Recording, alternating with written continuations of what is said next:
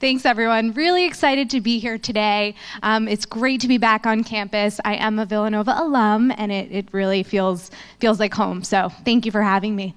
Today I'm going to talk about Warby Parker and innovation in our business. Before I do, just wanted to tell you a little bit about my background since Villanova. So I've been really fortunate to work for companies that truly value and promote innovation. And my first experience with that was with a company that was just starting out in the United States. It was a French advertising technology company. And the company, over the course of the time I was there, which was 4 short years, went from being a tiny startup with a small US shop to a publicly traded global company.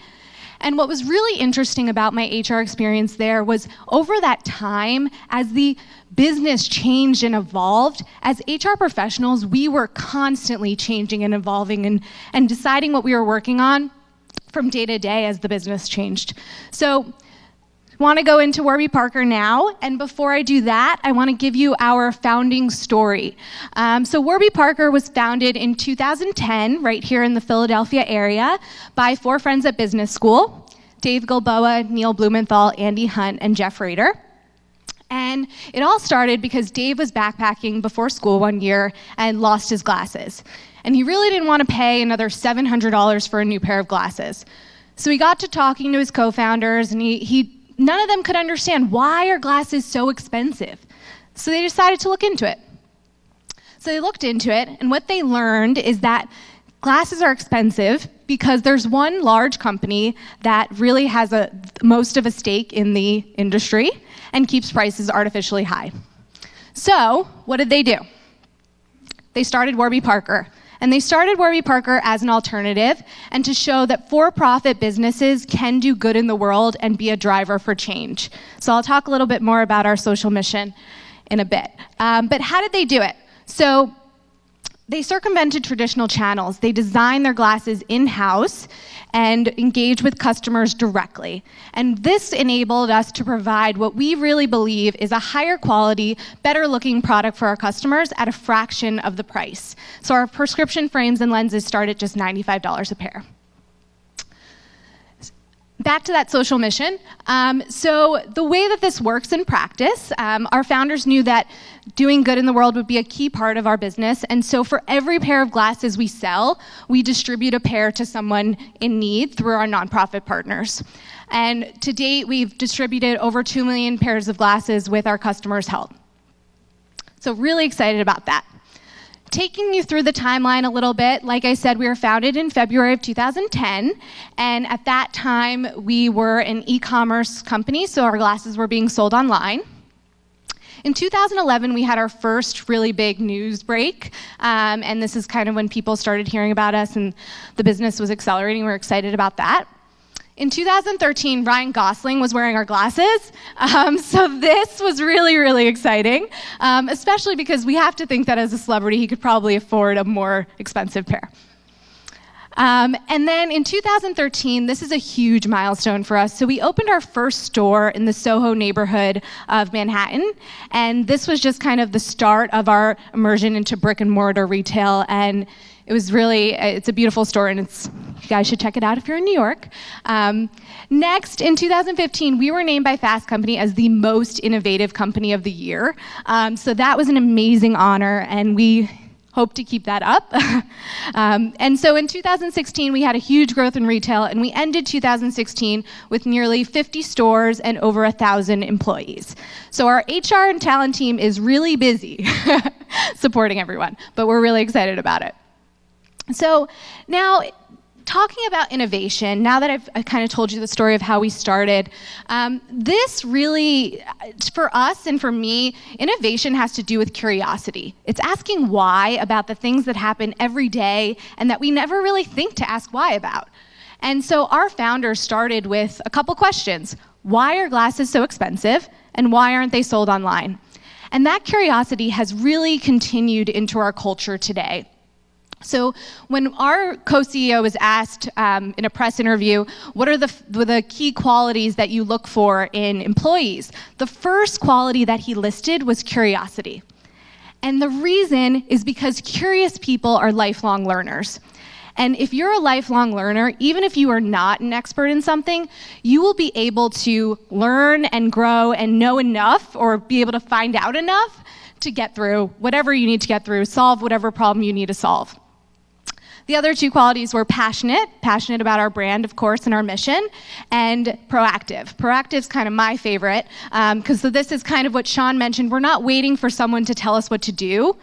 We're going and we're doing it. And we're making our decisions with kind of our best judgment, and really taking action without someone telling us what to do. So I'm going to tell you a couple ways that Warby Parker's doing this today.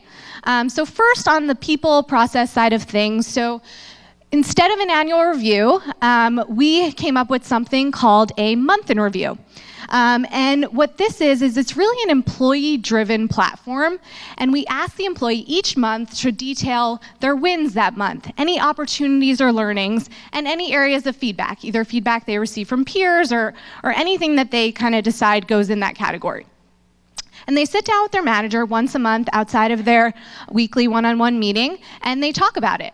And it's an opportunity for them to calibrate, to talk about that person's development on a very regular basis, and also to look forward and say, hey, do these goals that we set last month still make sense? Is this, as the business changes, is this what we need you to be doing?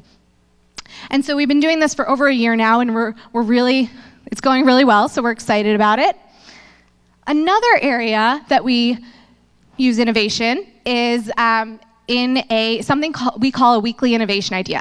So we work with a platform called 15.5, and each week, every employee is asked to fill out a survey, and it goes to their manager. And the first question of that survey is, please list one idea to improve your individual productivity, the team's productivity, our customers' experience, or well-being of one of our communities. And it can be anything. If you have no idea that week, you can write like, we should get better coffee. Whatever you want to write, you can write, and this goes to your manager. And the really great thing about this is that your manager can then tag anyone in the company. So if I have an idea for some new tech platform, because I read an article about it and heard someone was doing it, my manager might tag my CTO and be like, hey, have we thought about this? Can we do it?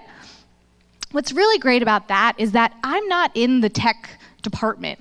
So what the tech folks might be thinking about down in the weeds, I might have come up with something that actually would work and would be beneficial and helpful for the company. So it's just a really cool way from the ground up of getting ideas and everyone constantly being asked to think about how we can do things better. A couple other things here. So from the very beginning, one of our core values is learn, grow, and repeat. And how this comes into fruition is that we do a lot of pilot programs. So if we want to roll out that new performance management system, instead of rolling it out to everyone at one time and figuring out, okay, how are we going to communicate this to everyone? How will retail do it? How will our customer experience team do it? Instead, what we'll do is we'll say, hey, this team at HQ, 3 of our retail stores, and another store on the West Coast. You guys are going to try it. And they try it, and they give us feedback in real time, and we iterate, and we change it, and then we're able to really roll it out to the whole company, knowing how our employees will respond, and knowing and getting out those first kind of kinks in a new program. So that's just a great way we're able to do that. The other thing that I just wanted to mention here is, so that picture is a picture of our optical lab that we opened at the end of last year. And the reason we did this is because we wanted to have more control in our supply chain and be able to give our customers the best experience. So that means not waiting as long for your glasses. So this is really interesting because this is an example of innovation that is really on an infrastructure level. And none of us had built optical labs before.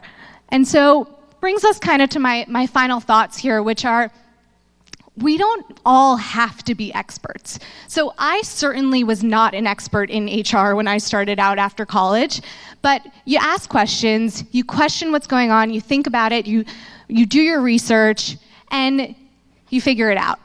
And everyone gets to ask why. And so this is important too, because from the ground up, everyone has a say. And as an HR person, sometimes at a company, that's kind of tough. It's like, why do we have this 401k provider? Why do we have this benefits provider? And you're coming up with kind of an answer, but it makes you better. It makes you question, well, why do we have that 401k provider? And I kind of need to answer to everyone, so let's make sure it's the best one. And so my advice to all of you is keep asking the questions, don't accept the status quo, keep asking why, and you will surely be innovative. Thank you.